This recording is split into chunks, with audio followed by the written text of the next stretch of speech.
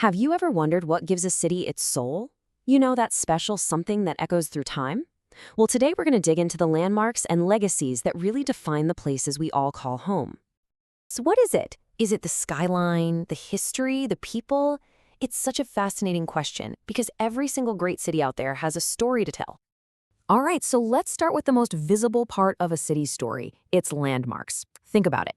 These are like a city's unique signature, instantly recognizable and just packed with meaning. Okay, take a look at this map. It's pretty amazing how just a few simple symbols can unlock a city's entire story. Each one is like a little gateway to a different piece of American history. So come on, let's explore a few. First up, Philadelphia. The second you see the Liberty Bell or Independence Hall, boom, you're immediately transported right back to the birth of the United States. These aren't just old buildings. They are the physical symbols of American independence.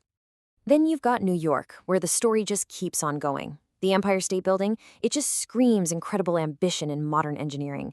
And of course, the Statue of Liberty embodies this incredibly powerful idea, a beacon of hope for newcomers from all around the globe.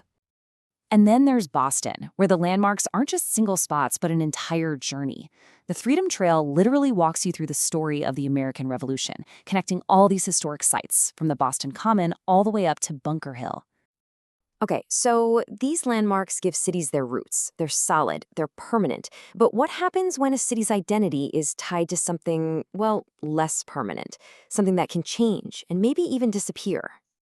Well, that question brings us to Pittsburgh, a city whose entire identity was, and I mean this quite literally, forged in industry. Its story isn't just in its own buildings, but in the very material that built other cities. Yeah, they didn't call it the Steel City for nothing. You see, it had this perfect recipe: an abundance of nearby coal and limestone, and then iron ore they shipped in from the Midwest. It made Pittsburgh the perfect place to make steel. You know, the very backbone of a rapidly industrializing nation.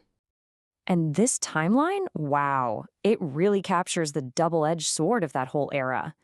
In the 1870s, Andrew Carnegie basically supercharged the industry.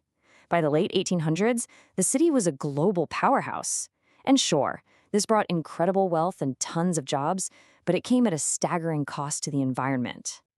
Just let that sink in for a moment. This quote tells you everything you need to know about just how extreme the situation was. The very industry that was building the city up was also literally choking it. Talk about an identity that was both powerful and deeply unhealthy. So this all leads to a really crucial question. Pittsburgh's entire identity was wrapped up in steel. So what happens when the world just doesn't need that steel in the same way anymore? Does the city just fade away? Well, the answer is a big, resounding no. And this is where Pittsburgh's story takes a dramatic and pretty inspiring turn, from an industrial giant to a modern-day innovator. So the turning point really came from two directions. From the inside, you had citizens who were just fed up and demanding cleaner air. And from the outside, the global demand for steel basically collapsed. So facing this crisis, Pittsburgh had to choose: fade away or reinvent itself. And it chose reinvention, paving the way for a whole new, diverse economy. And this slide right here shows that transformation so clearly. You go from Pittsburgh then, the Steel City, totally focused on one single heavy industry, to Pittsburgh now, a center for innovation. A diverse economy built on tech, robotics, healthcare, the whole shebang. It's a complete pivot from an economy of extraction to an economy of innovation.